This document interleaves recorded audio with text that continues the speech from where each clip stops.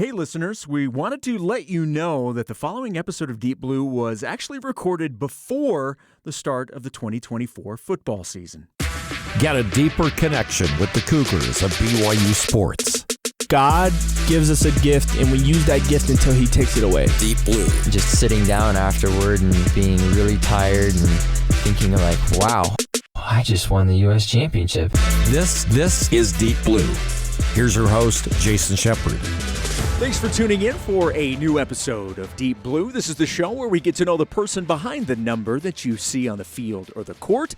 These are the true stories of BYU athletes from their own mouths. My name is Jason Shepard, and my guest today is BYU receiver Darius Lassiter. Darius, thanks for taking a few minutes. I appreciate it. Yeah, thank you for having me. All right, so let's talk a little football to kick things off. You are officially returning to BYU for your final season after being granted a waiver, and you and your coaches have said many times how badly you wanted to come back. You wanted to return. Why did you want to come back so badly? Why was it so important for you to come back and keep playing? Yeah, I kind of feel like towards the end of the season, before my injury, that I was kind of trending in the right direction and getting things that I wanted to get done. And also, I wanted to leave a bigger mark here at BYU. I kind of didn't get a really chance to do that, missing games towards the end of the season, and then once I came back, I was limited just off my knee. So I just wanted to come back. Cougar Nation, they always show love to me, so it's only right I came back for one more. So it's a little unfinished business then, right? Yeah, most definitely. Okay, so you said that, it was important for you you started to feel like you were getting it, and you didn't have enough time for all of it. Yeah. How did the season feel for you in its entirety, even though it wasn't what you wanted? When you look back on it, how do you view the season? I feel like it was a great learning season for me. I got here right before fall camp, so that's not enough time to learn a complex offense like that we have here at BYU. So now that I have a semester or two under my belt with spring ball, we can see how spring ball I kind of took off during spring. I had a great spring. I would say coaches also noticed that as well. So now that I feel real comfortable knowing the plays, knowing with formations, without having to really think about it now. So it's kind of a second language to me now. How stressful was the waiver process? Because there's no guarantee that they're going to approve another year for anybody. And if memory serves, it's really one of those things where you kind of don't know when you're going to get the answer. It's just one day, all of a sudden, here's the answer. Was it a stressful thing to go through? Yeah, a lot of things are stressful, but just talking with my mom, she just told me always just know you are, keep the faith, just keep believing in God that He's gonna have this answer for you. So that's what I just did. I just leaned on Him when things seemed tough. I was just going through the whole workouts in winter, just not knowing when it was going to come. I had a great feeling that it was going to come shortly, but you just never know. It could have went the other way, and then I could have just been declaring for the NFL. So I'm glad it worked out this way, though. So that was the plan. Had it not worked out, you were just going for the NFL. That was what you were going to do. Yeah. Well, the good news is you were preparing for football either way, so you're in good shape either way. The first year in the Big 12, and I know that the season didn't go the way everybody had hoped from a win total, but when you look back on that aspect of it, being in the Big 12 in the first year and everything that came along with it, how exciting was that part of it for you guys? It most definitely was exciting. Just a first year, just being in a conference where you in there and you belong to that conference. So just being in the MAC, you definitely feel the competition level, and that's all you want to do when you go out there. You want to compete. You want to compete at the highest level versus the best players. People might see the 5-7 as a disappointing season, but we had 17 new transfer players on the offense. So that's not enough time to just get things clicking. So we definitely improved this offseason, just punching in the time, getting with the quarterbacks, O-line, just doing their thing, getting bigger, faster, stronger. So I realize football is a team game, but you had some pretty impactful individual performances, and people are obviously familiar with the SportsCenter Top 10, and everybody loves those. In your first season, you had the number 2 catch, and then you had a week later the number 4 catch against Texas, the first one against Texas Tech, and then against Texas. How cool was that for you to be able to receive that type of recognition? Yeah, it's great. Anytime that anybody just thinks that you made a great play. So I felt like I had to do it a second time. So because people thought the first time was luck. So just trying to be consistent. That's the biggest thing. And that just shows just hard work, just being consistent, just going out there making a play for the team, and just not being a selfish player, just going out there putting my body on the line. Do you have a favorite between the 2 catches, or is there even another play that maybe didn't even make the top 10 for SportsCenter that stands out to you from the year? I think my Texas catch was my favorite one. Just because it kind of just felt like I was in the air a long time, and then also just catching over 2 defenders. I just feel like that's a little bit tougher than just catching one hand. Yeah. All right. Well, we're going to get to know a lot more about Darius when we come back. We're going to get to know the person that you, as we mentioned, at the beginning of the podcast, that you see on the field of the court. We're going to really get to know Darius when we come back. You're listening to the Deep Blue Podcast on BYU Radio. Hey, Cougar fans, this is Jason Shepard. I hope you're enjoying another season of great interviews here on Deep Blue. If you love Deep Blue, you should check out our other BYU Radio podcasts like Her Why. Lauren McLean talks about everything BYU women's athletics with current athletes and coaches, plus stars from the past.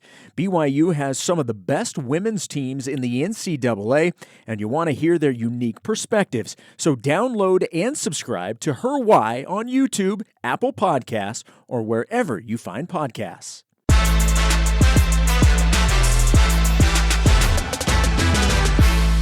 Welcome back to the Deep Blue Podcast here on BYU Radio. My name is Jason Shepard. So happy to have my guest today, BYU receiver Darius Lassiter. And before the break, we were talking about your current football situation, but I want to take you all the way back to when you were growing up. And you were born and raised for a while in Virginia, but moved to Arizona at a young age. So what took you across the country to the desert? In Virginia, I didn't kind of really have the right influences around me. My head wasn't on straight. I wasn't playing sports at the time either. So it was just a better move for me as well. Just having a real father figure just teach me the ropes and show you how to be a real man. Some things your moms can't teach you that your father can. So having the opportunity to go out there, it was just a blessing. And for those that don't know your situation, you were adopted by your aunt and uncle, and your biological brother was also adopted by them as well. So take me through the family dynamic and how that shaped you early on in your life. Yeah, my mom was always skeptical of me calling another person mom or dad. So she wanted somebody to have the right fit for me and my brother as well. So it was just a great opportunity for us to go out there. They already had 3 kids on their own, and we always spent time with each other. We always looked at each other like we was brothers. And then once the opportunity actually came, we were actually brothers. So it was a great transition for us. It was easy. It wasn't hard at all. How old were you at the time? I was 11. Oh, okay. Yeah. So I was 11 at the time, and then it's just at first couple of weeks it's just not the same lifestyle that you was used to. So you just kind of adapt. And then they made everything easy for me. So you refer to cousins as your brothers and sisters, and your uncle as your dad, your aunt as your mom. What did they mean to you then, and what do they continue to mean to you to this day? It meant a lot for me that they would take an opportunity and a chance on me, knowing that we didn't come from a lot of good areas. So they just wanted to make the opportunity right for me. I can't thank them enough for that opportunity, and they made me who I am today. Both my moms and my dad. They keep telling me just keep going when things get tough. Just remember where you were and where you're going. So that's just something that I love. So how much of a part of your life is your biological mom? Yeah, I talk to her frequently. We stay in touch. We know we so far away, so just making sure that we can have time to talk to each other whenever things go wrong or whatever. Just looking out for her if there's a chance where she might need something. I know she can call me, and I'm gonna do it for her. Your family has been very blessed athletically. So it's my understanding there's a Phoenix Suns dancer in the family, multiple NFL players. So you said that when you were younger, before you moved to Arizona, you weren't playing sports. You hadn't really gotten into that. Yeah. So what role did sports play for you growing up then? It was a lot of recess fun for me at the time. Just going there playing sharks and minnows or whatever it was, just running around having fun. And then once I came in there, I just started putting the pieces together, and it just felt second nature, just me running out there on the field, just playing all kinds of sports, baseball, basketball, whatever it was. So why gravitate towards the football side of it? Because can you envision your life going down a different track with a different sport? Were you good at all the different ones where you could have maybe had your pick? Yeah, I could have. I think I could have played basketball or baseball. Just I didn't go with the basketball route because I'm below average height for basketball. So I'm below average height for life. So I feel you. Yeah. Yeah, it was just easier for me to play football, and then just having everybody that had a great understanding of football, of the game. And I can gravitate to. A lot of my family played football. Yep. I had uncles that played, a dad as well, and then my brothers was playing as well. So just having people around me that knew the game, it was easy to pick up. All right, so let's go on that point that you just mentioned. Your dad was a defensive back during his playing days. Your brother, Quentin, plays cornerback. But you and your older brother, Kwamie, play receiver. So why'd you choose receiver? I used to play defense, but I guess it came a time where I didn't want to keep hitting people, and so it's kind of more fun when you score touchdowns. And receivers, it's a glamour position. Yeah, it's a glamour position. You get a lot of attention, right? You do. And I kind of fit that role, I think. So I kind of just gravitated to it. I played a lot of positions growing up. I played linebacker, D-line, so running back. And once I got a receiver, it just felt like the right fit for me. We're going to see you cross-train at all in your last year with BYU and all? Hopefully I get some action at quarterback this year. There we go. So following in your father's footsteps, Quentin got offered to play at Kansas, but you didn't. So take me through the story. Yeah, after I left junior college, I thought that was going to be one of the first schools that reached out to me. I was All-American there. I was first team all-conference. At Butler Community College. Yeah. And so once I didn't get the call or the text, I was just like, okay, I'm just take my opportunities that I got now. And then I went to Eastern Michigan. I had a pretty decent year there. And then I just decided, I just felt like I could be playing at a higher level. I knew my skill set. So I decided to hit the portal, and then I thought that was gonna be the time where they came and reached out and got me, but I guess they just didn't have the enough space for me on the team at the time. So I was just like, whatever, y'all get to play me this year, so y'all got to see me now. So that's pretty much what it was. I know a lot of the coaching staff over there, so anytime we play them, I try to go chat with them before the games. Coach Leipold, he reached out to me when we played and said I had a great game. So it was good hearing from him, but he got to see me again this year. Well, before the game in Lawrence, because I do the pregame show for football on radio, so I get to interview the opposing coach for pregame. And so when I was talking with Coach Leipold, I obviously asked him about you and your family situation and all the different ties.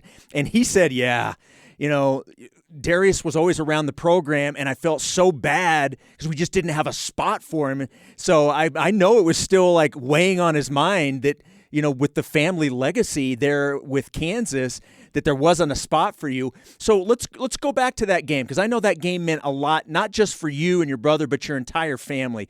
What did that game mean to your group? Yeah, it meant a lot to us. Our dad left a great legacy there, and then just my brothers having an opportunity to follow his footsteps, and also just them wanting to create their own path for themselves. You might see them out there with the number 8 on out there, but they want to go out there and they want to wear that just to represent him, but they also want to make a name for themselves. A lot of times you don't get to do that when your father's played in the league for 11 years and did a whole bunch of things in college or wherever it might be. So it's just good to go out there to see them do what they want to do what they love, and just go out there and have fun. So you mentioned that you played 2 years at Eastern Michigan, and then you decided to transfer to BYU for what could have been your final season. So what was the transfer sort of recruitment process like? Is that something you enjoyed, and what ultimately brought you to BYU? Yeah, I was only there for a year though. I was at Butler for 2. Gotcha. Yeah, so the portal was I enjoyed. I just enjoyed reaching out to people. I feel like the second time when going through the whole college phase, I knew what to expect. I knew what I was looking for. I knew the right questions to ask. And so they had the right answers for me. A lot of schools reached out to me. That's the time where I knew I was like, okay, I can definitely go out here and play with people, because people they showed interest. I had a lot of Power 5 offers coming out, so it was really just finding the right fit for me, and then just seeing who they had on roster, see if I could beat this guy out or what it is that they might do scheme wise, throwing the ball and all that. So ultimately, it came to BYU. A lot of people thought I was crazy by choosing BYU from the opposing teams that I had, but I knew in my heart what I wanted to accomplish. What did you know about BYU at the time? I really didn't know nothing, besides Gunner. Yeah. I played against him in high school, so I knew he came out here in Jacob Conover. So that's really all I knew. So it was a real leap of faith. Yeah. I didn't even know it was in Utah. Where did you think it was? Or you just didn't know? I just didn't know. Yeah. Really? I didn't know. So when you came out here and you saw the mountains and you saw campus, I mean, how quickly did it take before you fell in love with the place? It didn't take long at all. As soon as the plane was coming, I was like, dang, it's still snow in the mountains. I was like, it's beautiful out here. And then once I went to the stadium, and I was like, okay, this is like a real like college stadium. It gives me a real like college feel.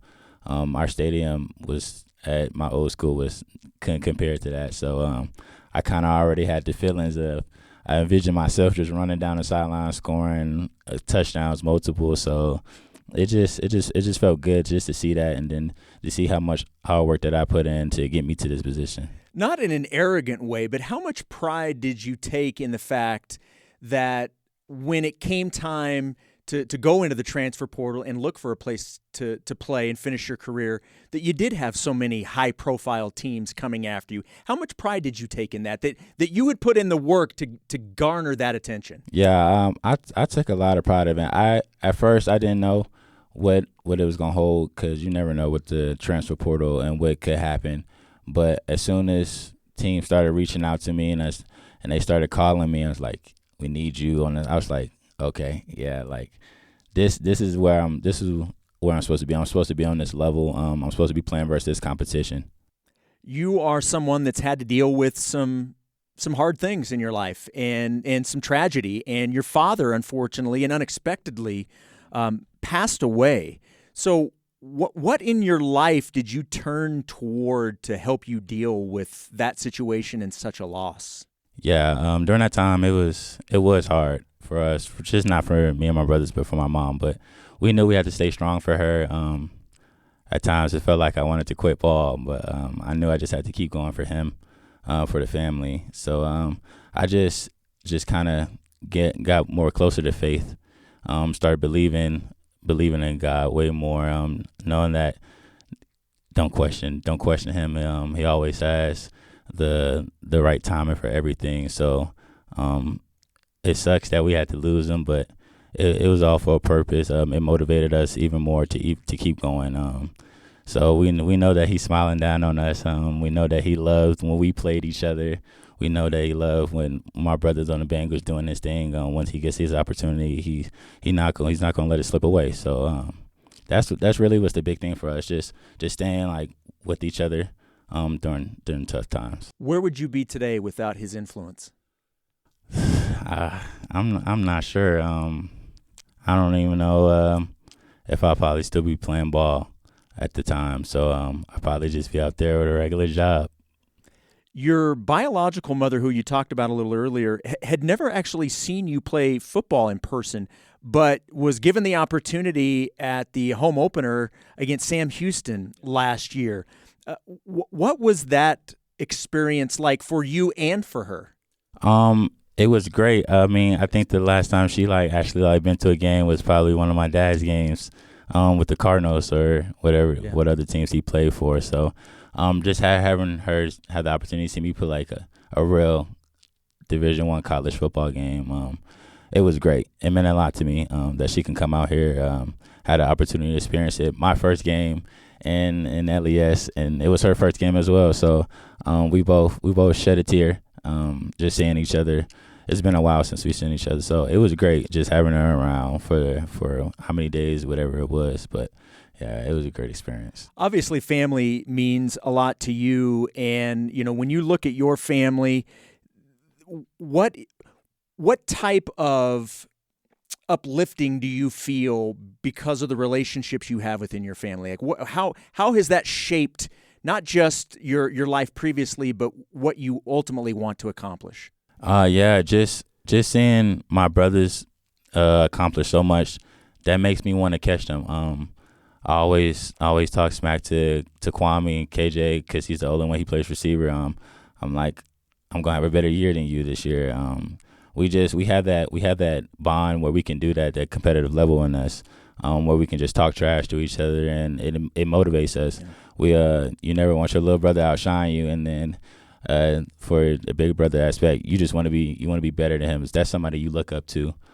So I look up to him. I'm trying to take a lot from his game that I try to replicate, and then sometimes he try to take stuff from my game. So just us having that close bond with each other, I feel like that just works a lot for us in a lot of ways. Who's the best athlete, or who was the best athlete in the family? Me. I love it. Yeah. No question. Like that. No There's question. no hesitation in this answer at all. They know that. Oh, they do. And They now, if know I were to ask them, Yeah. would they say the same thing? They're not gonna say it, but deep down they know. That's just how we are. We're not gonna tell each other. We're not gonna admit it, but they know though. All right, so let's bring this back as we begin to wrap things up, and I appreciate you doing this today. This has been fantastic. We talked a little bit at the beginning of the interview, but what gets you most excited about the opportunities that are out there for you and this team this year? Just being an underdog. Nobody expects us to go in here and win 5 games. So just us knowing what we need to go do and get done, having that year behind us. It's just I love a I'm not gonna say a Cinderella story, but that's what it is at this point. Nobody expects us to go out there and perform each week. So they got us 4 wins. We know we can go out there and go get 12. So that's the thing. We gotta stay humble. We can't really listen to what people are saying outside. We gotta be inside the building. Whoever has that wall in their chest, that's who we playing for. That's who we playing with. So anybody outside noise, it don't really matter to us. Any personal goals for you, or is it play my best and whatever happens, it's the team goals? I feel like everybody always has personal goals that they want to set for themselves. I want to be the best receiver in college football. That's my goal. That's my motivation. I want 1,000+ yards. I want 10+ touchdowns. I want the ball. I want the ball in my hands every play. That's just who I am. That's just the competitive nature. I kind of got something in me that you can't teach. So every time I go out there in the field, you gonna know I'm out there. I'm not gonna shy away from you. And I'm just gonna be me. Love it. I know Cougar fans love to hear it as well. Darius, thank you so much for doing this today. I really do appreciate it. Thank you for having me. All right, thanks once again to my guest, Darius Lassiter. My name is Jason Shepard. Josh Bergstrom and Ben Hall produced this episode. Deep Blue's senior producer is Cleon Wall. You can download and subscribe to Deep Blue on all podcast platforms or find all episodes on the BYU Radio app. Deep Blue is a production of BYU Radio.